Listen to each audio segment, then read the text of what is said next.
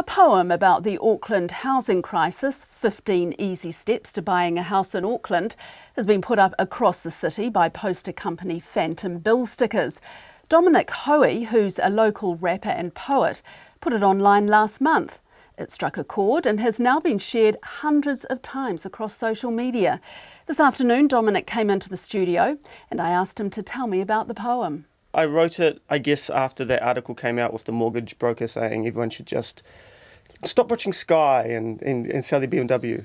And obviously that's a ridiculous thing to say, and it upset me, upset a lot of people, and I just started writing. I was on tour at the time, and I was just writing in the car while we were going from place to place, and I put it online, and a lot of people seem to like it. And were you writing it from your own experience, the things that you're saying in the poem?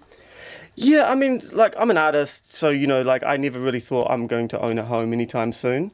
I guess it's more for people like friends of mine who, they work full time, they have families, they have, proper lives, you know what I mean? They're not gallivanting around writing poetry, and they can't afford houses, they're living in houses where the kids are getting sick and they're getting sick, and it's hard to see, I think that, it's depressing. It's had quite a lot of impact. Are you surprised about what sort of impact it has had? Yeah, I mean, in retrospect, not so much, but at the time I just sort of thought, this is just me commenting on this thing, and I didn't put as much time into this maybe as I normally would with most poems, but it just kind of came out, like it does sometimes, and but yeah, I guess I'm looking at it down on the table now, and it's sort of like, that's quite clever, and so I guess, sometimes your subconscious takes over, and How long did it take you to write it?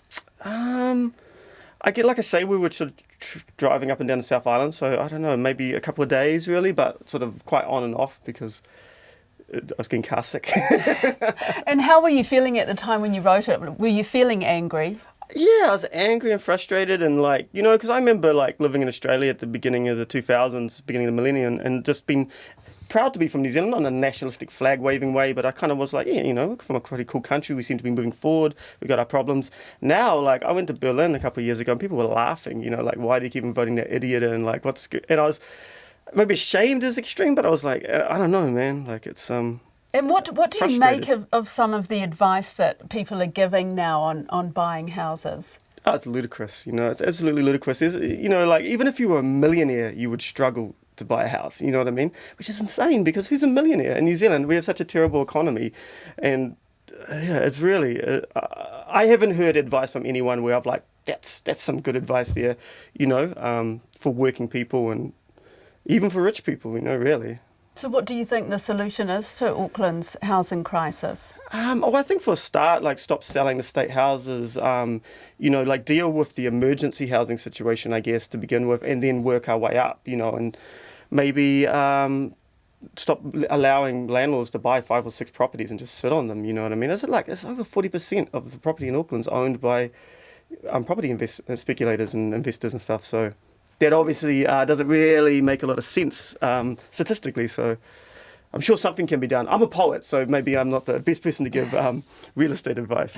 So, Dominic, can you read the poem for us? I certainly can. Do you want me to face the camera or just look at this bit of paper? All right. 15 steps to buying a house in Auckland. Number 1, cut down on eating out. Number 2, cancel the Sky subscription. Number 3, sell the BMW and the extra kidney you never use.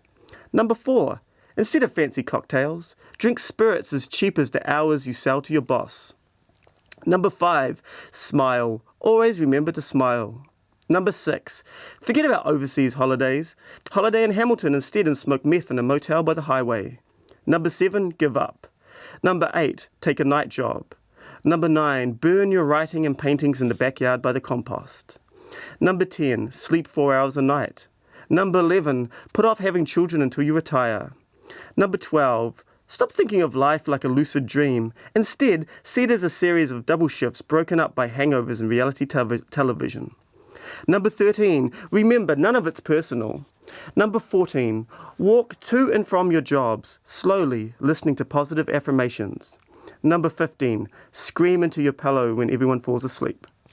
And there we go. A jolly little number. What's your best piece of advice on that, do you think? Oh, gosh. I like the holiday in Hamilton instead of going overseas. That's not from personal experience. I don't know, maybe the burn your writing and paintings in the backyard by the compost. Is that what you would do? Don't be an artist, I think is the first Don't step be to an owning a artist. house.